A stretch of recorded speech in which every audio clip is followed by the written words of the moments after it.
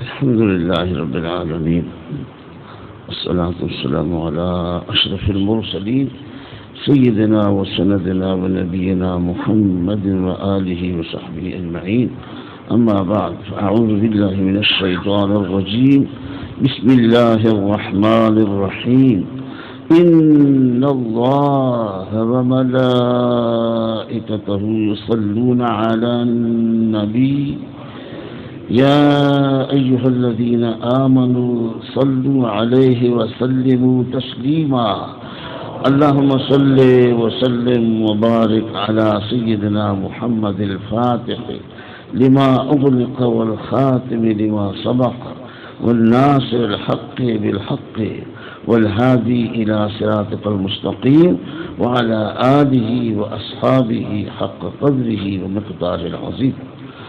اللهم رب الحل والحرام ورب المشعر الحرام ورب البيت الحرام ورب الركن والمقام، أبلغ لسيدنا ومولانا محمد من السلام. سبحانك لا إله إلا أنت يا ذا الجلال والإكرام. الله ربي لا أشرك به شيئا. اللهم إني أسألك باسمك العظيم ورضوانك الأكبر يا ذا الجلال والإكرام يا ذا الجلال والإكرام.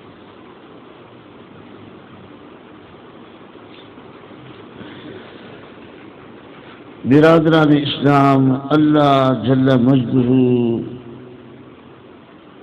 میرا اور آپ کا خاتمہ لا الہ الا اللہ محمد الرسول اللہ صلی اللہ علیہ وسلم پر اس طرح فرمائے کہ ہمارا دل، ہماری زبان، ہمارا سارا جسم اس کو پڑھتا ہوا اس دنیا سے رک سکتا ہے، اور کل قیامت کو بھی اللہ کے فضل و کرم سے یہی کلمہ پڑھتے ہوئے اٹھے. حضرت ڈاکٹر پروفیسر پیری طریقت جناب عبدالغنی صاحب دامت برکاتہ نے مجھے یاد فرمایا، مجھے دعوت دی حسن ظن کی بنیاد پر، تو میں نے ان کی دعا پر لبیک کہی اور حاضر ہو گیا. گزشتہ سال بھی آنا تھا لیکن کسی وجہ سے بھی نہیں آ سکا. ان کے ملفوظات، عارفانہ کلام، نورانی کلام آپ نے سنا. اللہ تعالیٰ اپنی بارگاہ میں قبول فرمائے. حسن ظن اللہ کے اوپر اور حسن ظن اللہ کے بندوں کے ساتھ یہ عبادت ہے. سید المرسلین رحمت للعالمین صلی اللہ علیہ وسلم نے فرمایا، اللہ کے ساتھ اور اللہ کے نیک بندوں کے ساتھ حسن ظن رکھنا یہ عبادت ہے. اللہ تعالیٰ نے ان کے حسن ظن کو قبول فرمائے. باقی رہا میں اللہ تعالیٰ کا ناتوان اور مسکین بندہ ہوں، بہت معمولی انسان ہوں، کوئی شوق ذوق نہیں ہے. اور یہ اشارہ انہوں نے فرما دیا، صحیح فرمایا، اور آپ لوگوں کو دیکھ کے میں خوش ہوا. اللہ کریم جل مجدہ ہمیں صراط مستقیم پر استقامت نصیب فرمائے، کثرت ذکر کی توفیق، کثرت درود پڑھنے کی توفیق عطا فرمائے. میں واعظ نہیں کرنا چاہتا کیونکہ وقت کافی گزر چکا ہے آپ کے لیے، لیکن جس طرح اللہ نے چاہا اسی طرح ہوگا. یہ ارادہ میرا اسی طرح ہے. یہ ارادے ٹوٹنے سے اللہ کو پہچانا جاتا ہے. عرفنا اللہ بفصل القضاء، ہم نے اپنے رب کو پہچانا ہے ارادوں کو ٹوٹنے کے ساتھ. ارادے ٹوٹ جاتے تو پتہ چلتا ہے کہ ایک مالک موجود ہے جس کی حکومت قلوب کے اوپر ہے. اللہ کرے کہ اللہ اس کے رسول کی حکومت میرے اور آپ کے دلوں پر ہو جائے. حضرت علامہ ڈاکٹر صاحب دامت برکاتہ نے بہت اچھا بیان کیا، مختصر چند منٹوں میں بہت کچھ بیان کر دیا ہے. میں شاید اس طرح نہ بیان کر سکوں، تاہم یہ ضرور بتاؤں کہ سلسلہ عالیہ شاذلیہ یہ اصحاب الاحوال، یہ اصحاب القلوب ہے، اور یہ اخص الخواص ہے. اور بلا شک و شبہ جتنا درود مبارک انہوں نے لکھا اور پڑھا ہے، آپ اگر مطالعہ کریں مکمل، آپ کے پاس بے شمار کتب ہوں تصوف کی، اوراد کی، ادعیہ کی اور درود کے اوپر، تو آپ کو آخر میں یہ نظر آئے گا کہ انہوں نے بہت کچھ ان کا خاصا ہے، ان کے خصوصیات ہیں، امتیازی خصوصیات انہوں نے اشارے کیا ہے، ان کا امتیازی خصوصیات بھی میں سنائے دیتا ہوں۔ اور سیدی و مرشدی و مولائی سیدنا یوسف بن اسماعیل نبہانی رضی اللہ تعالی عنہ ارضا، یہ میرے دادا مرشد ہیں۔ میرے سلسلہ میں میرے پاس سلسلے ہیں کئی، ان میں سے پہلے سلسلے کے اندر میرے دادا مرشد ہیں، اور جس کتاب مبارک کا انہوں نے تذکرہ کیا ہے، الحمدللہ والشکر للہ، بڑے شوق ذوق کے ساتھ، تقریباً 30 برس ہو چکے ہیں جو میں یہ کتاب میں نے مطالعہ کی اور پڑھا ہے، ایک ایک حرف اس کا پڑھا ہے، اور دیگر بھی آپ کی بہت سی کتابیں ہیں بہت کی، اور آپ رضی اللہ تعالیٰ عنہ حضوری گزرے ہیں، یہ حالت بیداری انہوں نے دیدار کیا ہے۔ ان کے مرشد کریم حضرت امام محمد فاسی الحسنی الحسینی ہے رضی اللہ تعالیٰ عنہ وارضا، اور ان کا صلات ہے اسی کتاب سعادت الدارین کے اندر موجود ہے، یاقوتۃ الفریدہ اس کو کہتے ہیں، اس کی کئی شرح بھی ہے۔ اور آپ نے یہاں تک کہ میں بہت سنا چکا ہوں دوستوں کو، یہ بات میری زبان سے نہیں سنی میرے دوستوں نے، کہ ان کی یہ خصوصیت تھی کہ غاروں میں بٹھا کر اپنے درویشوں کو خلوت میں بٹھا کر 1 ہفتے 15 دن کے اندر حضور کی بارگاہ تک پہنچا دیتے تھے۔ حضرت سیدنا امام یوسف بن اسماعیل نبہانی رضی اللہ تعالیٰ عنہ کی زوجہ مبارکہ، آپ کی بیوی مبارکہ کو 80 مرتبہ دیدار ہوا ہے، سید المرسلین صلی اللہ علیہ وسلم۔ ہاں جی، جس شخص کو ایک بار سرکار مدینہ صلی اللہ علیہ وسلم کا دیدار ہو جائے تو انشاءاللہ وہ دوزخ بھی نہیں جائے گا۔ سید المرسلین صلی اللہ علیہ وسلم نے فرمایا، جس نے میرا دیدار کیا خواب میں، لن يدخل النار، وہ دوزخ بھی نہیں جائے گا۔ اور میں اپنے بزرگوں سے مدینہ طیبہ طاہرہ میں بارہا یہ سنا ہے، اور سیدنا امام یوسف بن اسماعیل نبہانی کی ایک صاحبزادی مبارکہ ہے، ان کی 11 برس عمر تھی۔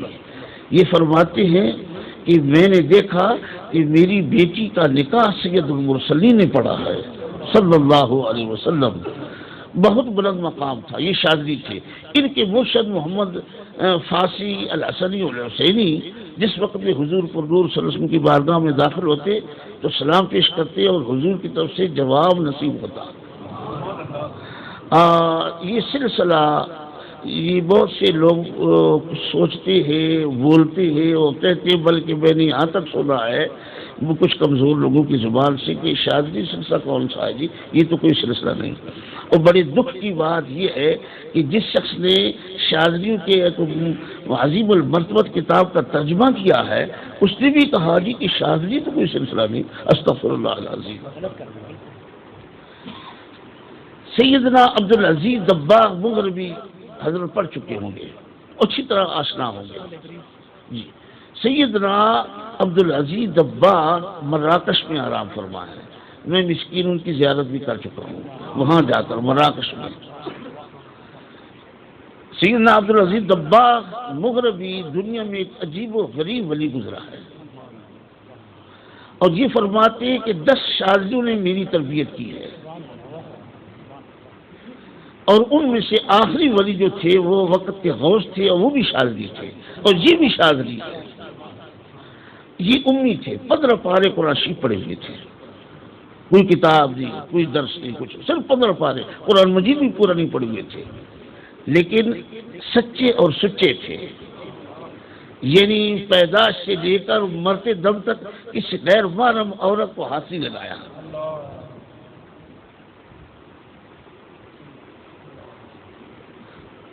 یہ اپنا واقعہ بیان کرتے ہیں، اور صوفیاء کرام برکت کے لیے ان کی کتاب اپنے خانقاہوں میں رکھتے ہیں، اور دنیا میں تصوف کی بے شمار کتابیں، میں بھی دعویٰ تو نہیں کر سکتا، میں بہت پڑھا ہوا ہوں، اور یہ کہنا بھی نہیں چاہیے، اللہ تعالیٰ نفس اور شیطان کے شر اور فساد سے بچائے، کیونکہ نفس شیطان ہر وقت تاک لگا کر بیٹھا رہتا ہے، لیکن الحمدللہ ایک میرا ذوق رہا ہے، ذوق ضرور ہے اب بھی اور پہلے بھی تھا، اور باقی ذوق ختم ہو گئے، لیکن اوراد وظائف اور تصوف کی کتابیں کبھی کبھی تھکتا ہوں تو اٹھا کر پڑھتا ہوں، اور یہ کہہ سکتا ہوں کہ علماء کی توجہ ادھر نہیں ہے صوفیاء کے علاوہ، اور تصوف کی کتب اوراد وظائف کی کتابیں بے شمار ہیں، اکثر جو ہے وہ مخطوطات ہے، قلمی نسخے ہیں، مطبوع کم ہے، الحمدللہ دیکھی ہے، لیکن یہ کتاب صوفیاء فرماتے ہیں عجیب و غریب ہے، اس میں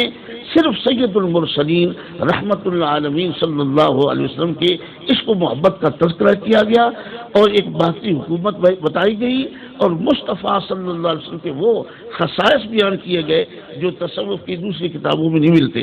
اس لیے اہل مدینہ منورہ، اہل مکہ مشرفہ اور دیار عربیہ کے اندر ہر فقیر اور ہر خانقاہ کے اندر یہ کتاب تبرک کے طور پر رکھی جاتی ہے، پڑھی جاتی ہے۔ میں تھوڑا سا اقتباس اس کا سناتا ہوں۔ سیدی عبدالعزیز دباغ 21 سال تک خلوتیں کرتے رہے، چلے طے کرتے، ورد وظائف کرتے رہے، دروشی پڑھتے رہے۔ اسی کتاب میں لکھتے ہیں کہ میں جہاں بھی سنتا تھا کہ فلاں جگہ کوئی بڑا کامل ولی ہے تو اس کی زیارت بھی جایا کرتا تھا، تو مجھے پتہ چلا کہ ایک فقیر ایسا ہے جو 30 دن تک خلوت میں رہتا ہے، اور 30 دن میں ایک دن لوگوں سے ملتا ہے، ملاقاتیں کرتا ہے۔ فرماتے میں بھی چلا گیا، ذرا غور سے سنیں، یہ سمجھنے کی بات ہے۔ فرماتے میں بھی گیا، جب بیٹھا تو ایک شخص نے ان سے سوال کیا کہ سید المرسلین صلی اللہ علیہ وسلم کے بارے میں،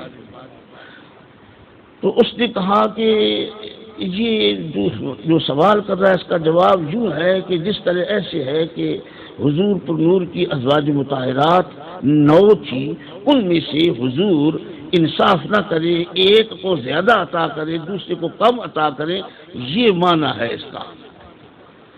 تو سیدی عبدالعزیز دباغ فرماتے ہیں یہ فقیری تو درکنار، اس شخص کے پاس تو ایمان بھی نہیں، یہ تو ایمان سے خالی ہے، آپ وہاں سے اٹھ کے چلیے۔ مقصد یہ ہے کہ فرماتے پھر خضر علیہ السلام سے میری ملاقات ہوئی، خضر علیہ السلام نے کچھ مجھے عطا کیا، اور 10 ولیوں کا ذکر کیا کہ وہ میری تربیت کرتے رہے، بہت زمانہ مجھے پتہ نہیں چل سکا، مختلف شکلوں میں میری تربیت کرتے تھے، بعد میں پتہ چلا کہ یہ تو میرے مرشد تھے جو نفس اور شیطان کے حملوں سے مجھے بچانے کے لیے اور ظلمات سے بچانے کے لیے میری تربیت کرتے رہے۔ یہ بڑا کٹن اور دشوار راستہ ہے تصوف کا، بہت دشوار تھا، اس کی گھاٹیاں اتنی خوفناک ہیں کہ میں بتا نہیں سکتا، اور آپ شاید توجہ نہ کریں گے، شوق سے سنیں گے، کیونکہ صوفیاء کے ساتھ اس کا تعلق ہے، اور صوفی لوگ کافی بیٹھے ہیں، آپ بھی راہی ہیں اسی کے، آپ سالکین میں شمار ہوتے ہیں، تو تھوڑا تھوڑا میں سنائے دیتا ہوں آپ لوگوں کو کہ سید المرسلین رحمت للعالمین صلی اللہ علیہ وسلم کے ساتھ ایسے انوار ہیں جو یک دم نہیں آتے کسی کے پاس۔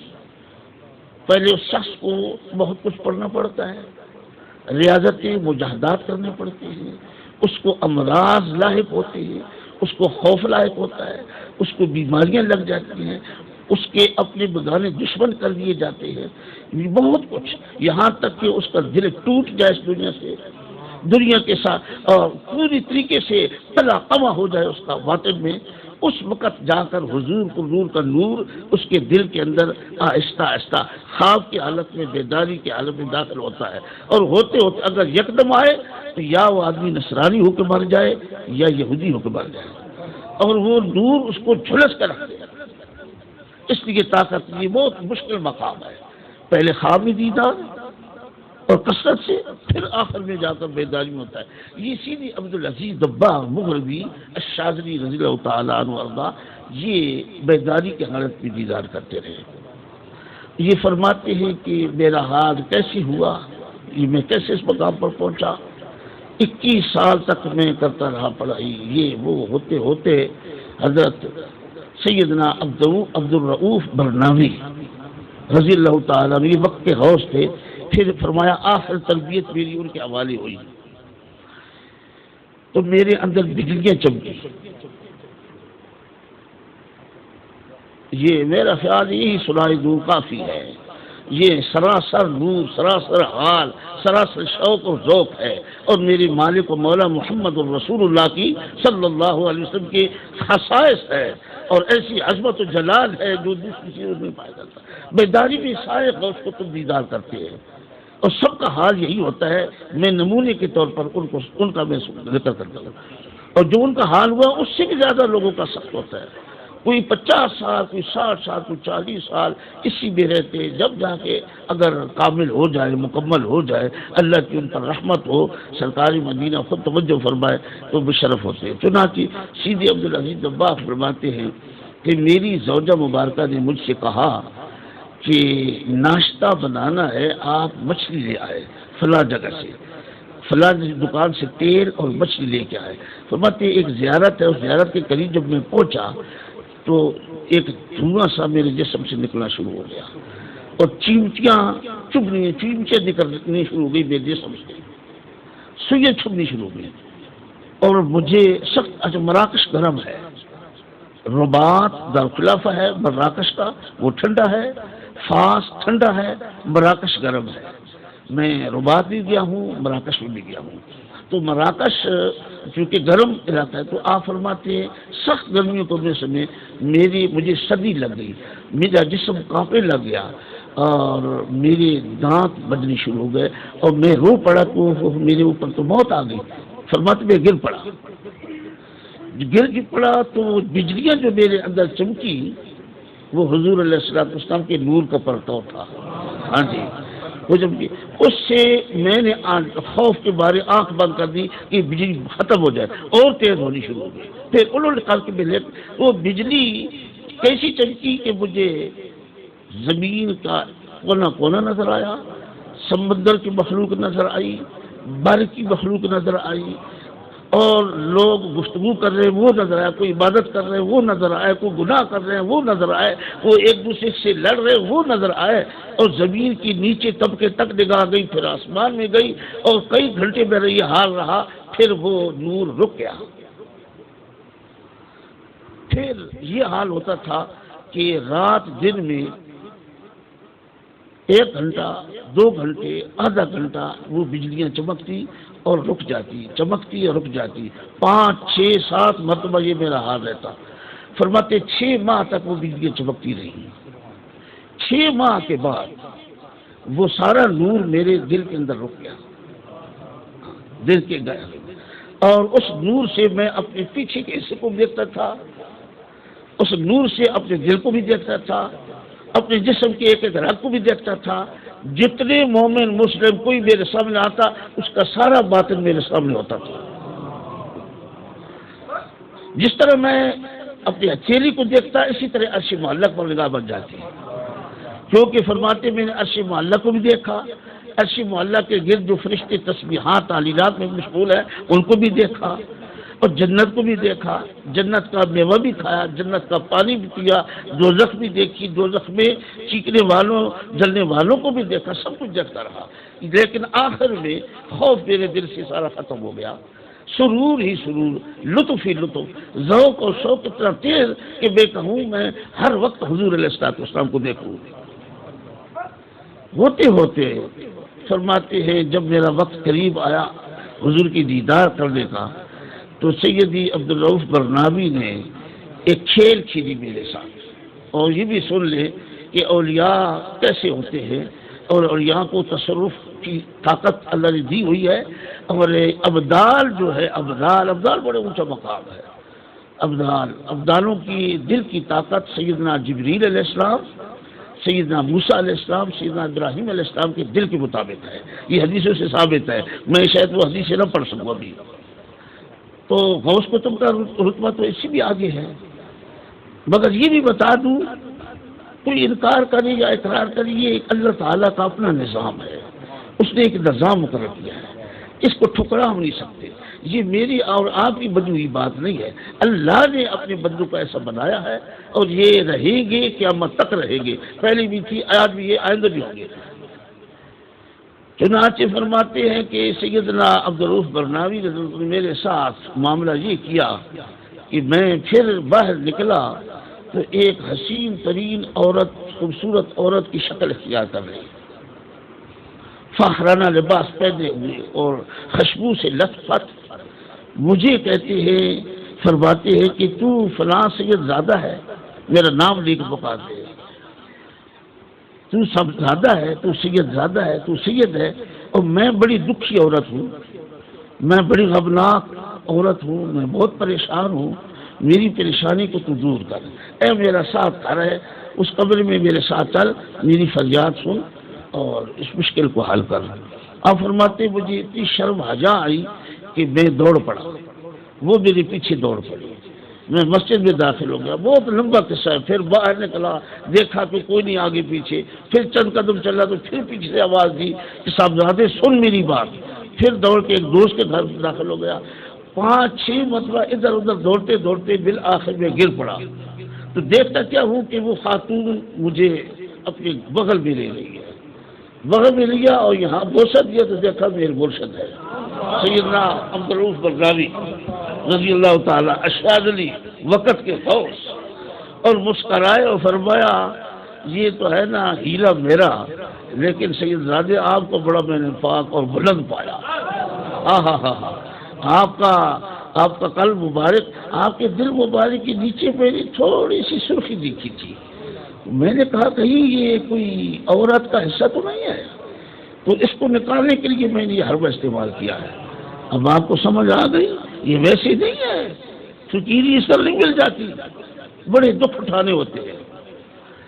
دوسرے روز فرماتے ہیں کہ میں کھڑا تھا کہ میری نگاہ مراکش سے روز اطہر دیکھا، مراکش سے حضور پر نور صلی اللہ علیہ وسلم کا روز اطہر مدینہ منورہ کا دیکھا، اور وہاں سے ایک نور طلوع ہوا، وہ تیز نور، وہ میری طرف آیا، آتے آتے مجھے گھیر لیا، جو گھیر لیا تو دیکھا تو سید المرسلین رحمت للعالمین صلی اللہ علیہ وسلم ہے، مجھے سینے سے لگا لیا، بس جب سینے سے لگایا تو سیدھے عبدالرؤف برناوی آئے، فرمایا آج آپ کا ہاتھ اور آپ کا دل رحمت للعالمین صلی اللہ علیہ وسلم کے قبضے میں آ گیا ہے، اب آپ پر کسی کا حکم نہیں چلے گا، صرف رسول اکرم کا حکم چلے گا، اور میری ڈیوٹی ختم، میں اب جا رہا ہوں واپس۔ فرماتے اس کے بعد میں نے ان کو نہیں دیکھا۔ یہ سیدھی عبدالعزیز دباغ مغربی، یہ بھی شاذلی ہے، شاذلی سلسلے کے مرشد اول یہ کون ہے یہ بھی آپ کو بتا دوں تاکہ آپ کو پتہ چل جائے کہ یہ کتنا بلند سلسلہ ہے۔ شاذلی کے مرشد اول سیدنا امام حسن علیہ السلام رضی اللہ تعالی عنہ ہے۔ امام حسن علیہ السلام نے تمام علوم عارف اپنے نانا کریم محمد الرسول اللہ سے اور اپنے والد کریم حضرت سیدنا علی سے لیے، یہ سلسلہ ہے آپ کہ امام حسن علیہ السلام سے آتا ہے، لیکن اس کی تشہیر جو ہوئی وہ عبدالسلام بن مشیخ سے اور سیدھی ابوالحسن شاذلی سے ہوئی، اور مشہور ہوئے کیونکہ شاذلہ ایک شہر کا نام ہے مراکش میں، وہاں کے رہنے والے تھے سیدنا ابوالحسن، اور ان کا انتقال مصر کے آخر میں وہاں پر ہوا ہے، اور وہاں انتقال آپ نے فرمایا۔ تو شاذلی سلسلے کے خصائص یہ ہے کہ یہ لوگ کہتے ہیں جو کامل شاذلی کس کو کہتے ہیں، خود ان کے اپنے فیصلے ہیں، فرماتے کامل شاذلی وہ ہے جو بیداری میں حضور کا دیدار کرے، کامل شاذلی وہ ہے جو لوح محفوظ کو اول سے اخیر تک پڑھے، مطالعہ پورا کرے، وہ کامل شاذلی ہے۔ اور درود ان کے ورد کیا ہیں؟ کثرت سے درود پاک، لا الہ الا اللہ محمد الرسول اللہ صلی اللہ علیہ وسلم، اور استغفار، یہ اساس ہے، اصول ہے، اور باقی بھی کرتے، اور یہ قادریہ اور نقشبندیہ کے قریب ہے، قادری اور نقشبندیوں کے بین ہیں۔ ہاں جی، شریعت مطہرہ کی پابندی، اتباع رسول صلی اللہ علیہ وسلم ان کا شعار ہے، اور اتباع کے ساتھ وہ سب سے زیادہ جو کام کرتے ہیں وہ 50,000 30,000 20,000 25,000 اور 70,000 بار تک کلمہ طیبہ یا دروشی پڑھتے ہیں، اور شاذلی سلسلوں میں بھی تعارف چاہتے ہیں تو دنیا میں کون نہیں جانتا امام شرف الدین بوصیری کو. امام شرف الدین بوصیری رضی اللہ تعالی عنہ وارضا آپ اسکندریہ میں ہیں. 2 مرتبہ مشرف ہوا ہوں آپ کی زیارت سے بھی. جی اسکندریہ مصر کے اندر. امام شرف الدین بوصیری شاذلی ہے. یاقوت العرشی شاذلی اور عطا اللہ اسکندری شاذلی سے آپ نے فیض لیا ہے. اور درود کے اعتبار سے اہل مدینہ منورہ کا طریقہ ہے کہ وہ میلاد بہت کرتے ہیں. میں تو شامل ہوتا رہا الحمدللہ، ابھی تک کرتے ہیں. ہر پیر کی رات اور ہر جمعے کی رات میلاد ہوتا ہے. عبدالخراشی پورا پڑھا جاتا ہے. اس کے علاوہ بھی خوشی کے موقع پر وہ میلاد مناتے ہیں. اور کچھ قبریں متعین ہیں جن قبروں میں صرف میلاد ہوتا ہے. پہلے زمانے سے یہ طریقہ چلا آ رہا ہے. تو اہل مدینہ منورہ کے بچے جو ہے وہ سب سے پہلے عبدالخراشی حفظ کرتے ہیں قرآن مجید کے ساتھ دلائل الخیرات. تو دلائل الخیرات کے سب سے بڑے شیخ جو چلے آتے ہیں جن کو شیخ الدلائل کہتے ہیں وہ مدینہ منورہ میں ہے. پہلی بھی تھے، آج بھی ہے.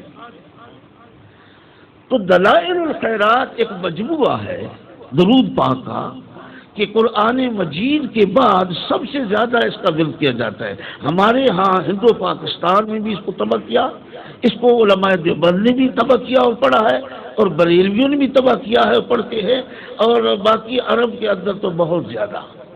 دلائل الخیرات جو مجموعہ ہے اس کے مصنف سیدی محمد بن سلیمان جزولی ہے. اور میں بھول نہ جاؤں صلاۃ الفاتح انشاءاللہ آپ کا حکم ہے، اور برکت تو ان شاذلیوں کی ہے جنہوں نے اس کا زیادہ ورد کیا ہے. اور اللہ اس کے رسول صلی اللہ علیہ وسلم کی برکت سے اور ان بزرگوں کی برکت سے جنہوں نے کثرت سے یہ ورد پڑھا ہے، آپ سب کو اس کی اجازت. میرا محبوب یہ ورد ہے الحمدللہ. میں خود بھی پڑھتا ہوں. بسم اللہ ماشاءاللہ. میرا یہ ورد ہے، میرے دوست سنتے رہتے ہیں.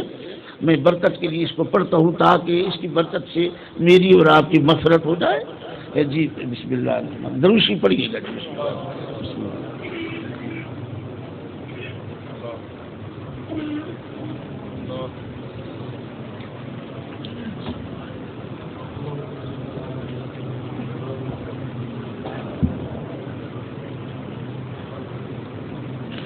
حضرت صاحب نے آپ کو تعارف کرایا ہے کہ حضرت محمد بکری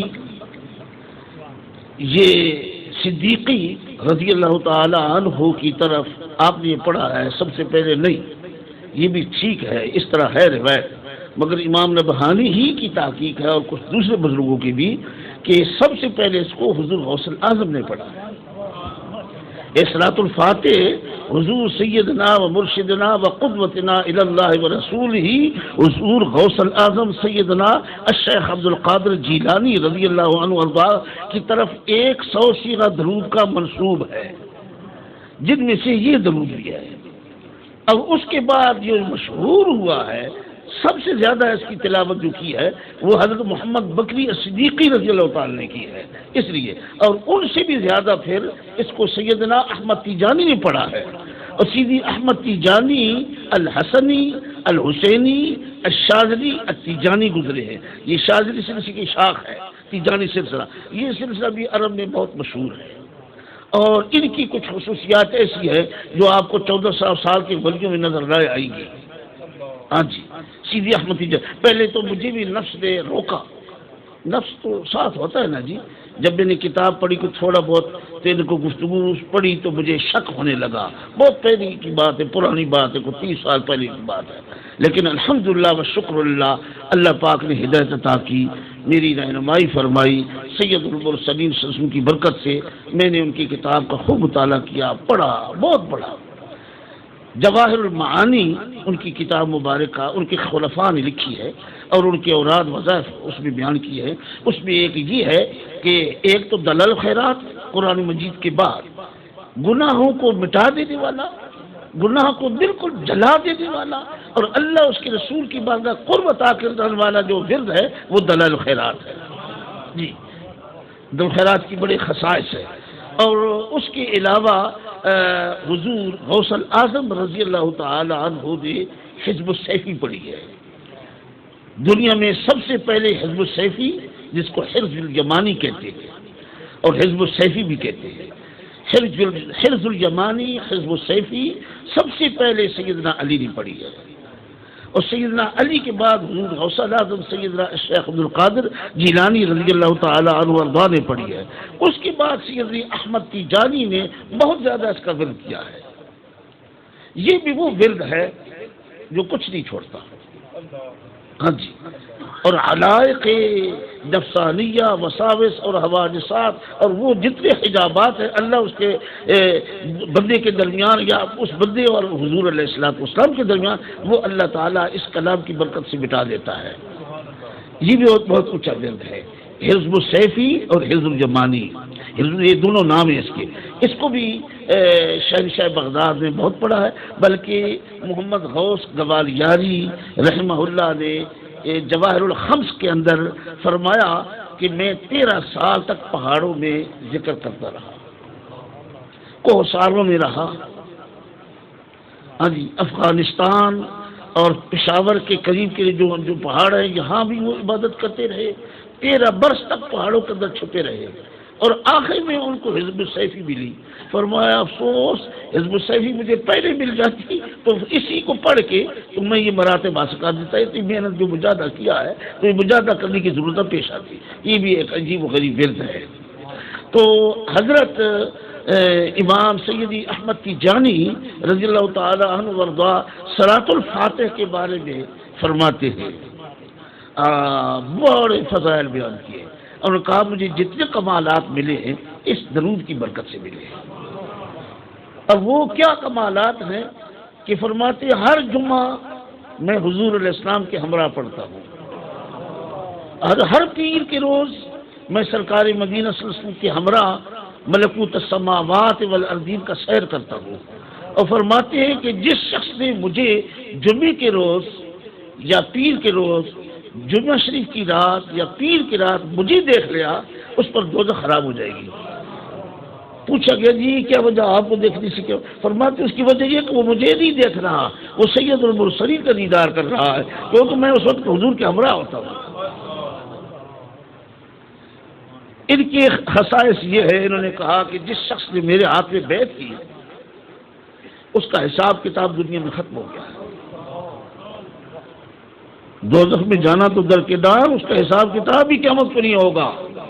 کسی نے کہا جی کو گناہ بھی کیا، فرمایا کہ نہیں 1000 گناہ کیا ہو، صلاۃ الفاتح کے نور اور برکت سے حضور علیہ الصلوۃ والسلام نے بار بار مجھ سے وعدہ فرمایا ہے کہ اس کے گناہ اور اس کا حساب کتاب میں نے ختم کرا دیا ہے۔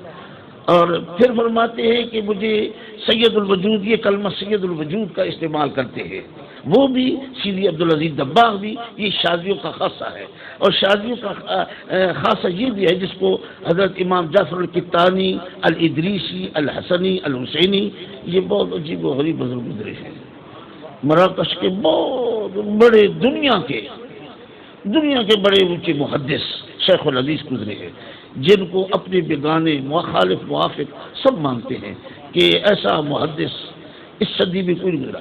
اور آپ ریاض الجنت میں کئی برس ریاض الجنت میں مسند امام احمد بن حنبل کا درس دیتے رہے، تو جہاں قال رسول اللہ صلی اللہ علیہ وسلم آتا تو فرماتے میرے جد امجد، یہ سروج شریف جو سن رہی اور بیٹھے ہیں انہوں نے فرمایا ہے۔